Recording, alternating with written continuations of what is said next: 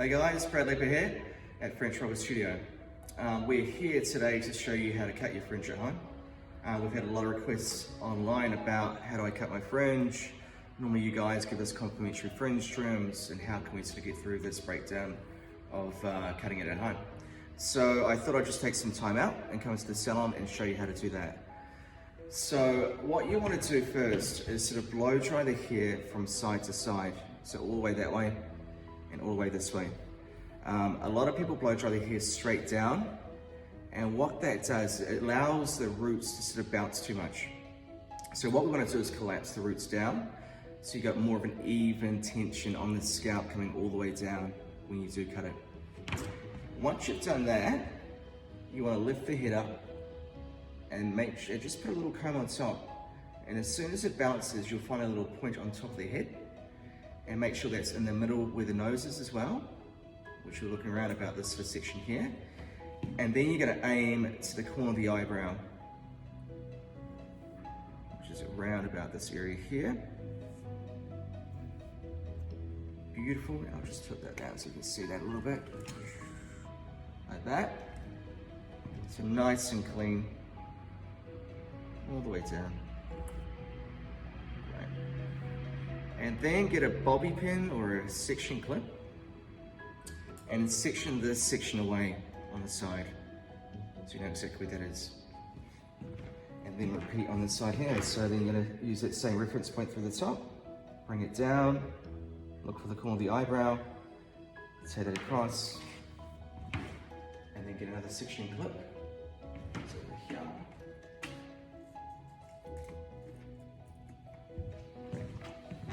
And section this away.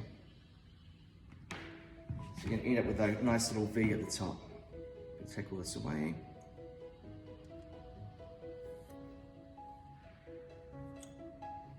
Like so, yep. Great. So then you need one more sectioning clip or a bobby pin. And you're going to split that in half. And you're going to lightly just tilt this back, just so you've got two sections. Now depending on how thick or fine the hair is, you go one section, you go two sections, you go 3 to 4, depending on how thick it is. Now, this is where it comes down to the crunch. So what you want to do is you want to start in the middle section here, just so you got a nice little reference point. And always go a little bit longer. So bring that straight down. Use your fingers as a guide, and you're going to cut on your fingers. Great. So that's your first guide. So once you've done that, bring everything back to that same guide. So you're going to direct all this hair from the corner back into the middle.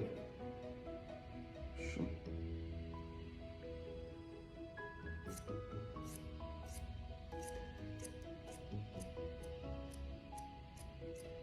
Cool. And same thing's true. Bring this back into the middle section. And your line stays sharp and straight. Great, so that's your little fringe area there. And then clean up some little fluffies. And then this, same thing. So now you're going to bring this section into the middle. So over direct it into the middle section. Bring my scissor over the top so you guys can see at home.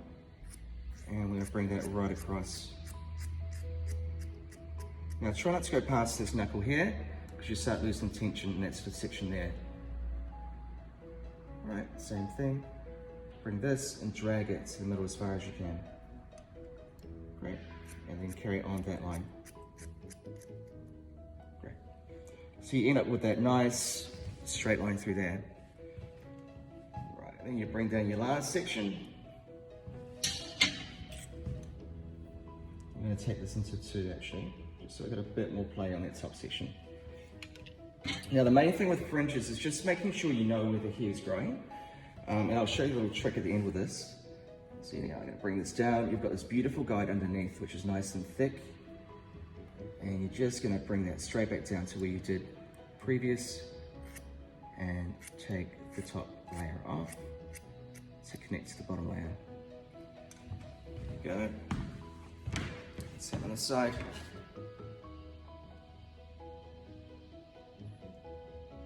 Three little combs right there. Connect that in.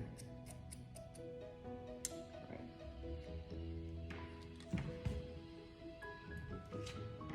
Now once you've figured this out on long, like a long fringe, you can slowly bring it up and up and up until it's desired length that you want. I would suggest not to straighten it. Now, reason being is if you straighten it, you can, but if you do blow dry it naturally after you've straightened it and cut it, it will bounce. So your fringe will be a lot shorter than what you expect. And same if it's on wet hair.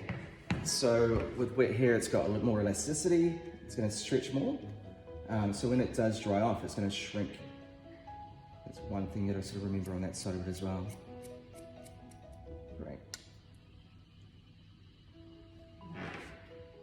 Great, so it's a nice little fringe moment there.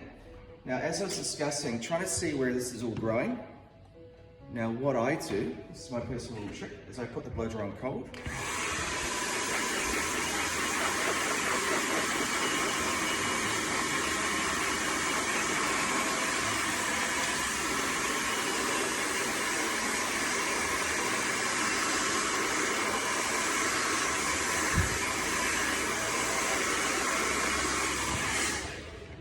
Like you're ironing it with the actual blow dryer.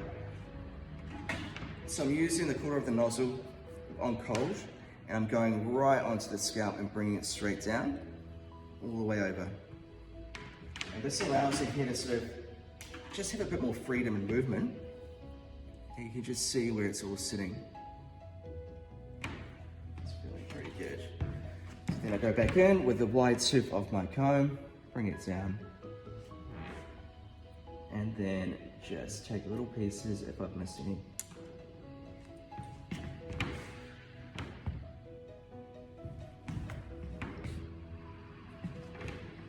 This little corner, bring this up to here. So now I've cut it in that middle section there. I want to just make sure I'm double checking that. If I've missed that line a little bit, I can re-jiggy that. Make sure it's a little bit tighter. Bring it back down with the wide tooth again. Now, I'll explain why the wide tooth. The wide tooth's got less tension. So if you're using the fine tooth side of your comb, it's going to pull the hair more taut, and it's going to give too much pull to the hair. Especially with a fringe, you want to keep it so it's a bit more natural. Hence why we're using the wide tooth. So when it does bounce, it's bouncing to a natural line, not a forced line.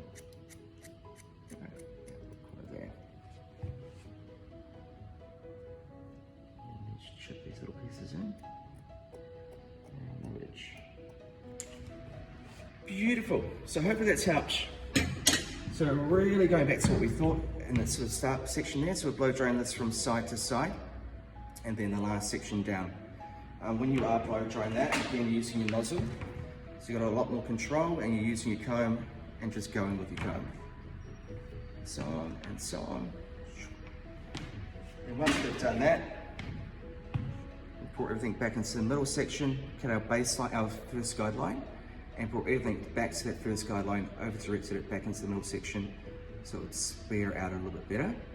Then brought down the next section, same thing's true, and then with the wide tooth comb, just brought it back down again and taken off little pieces that we feel like we need to sort of alter.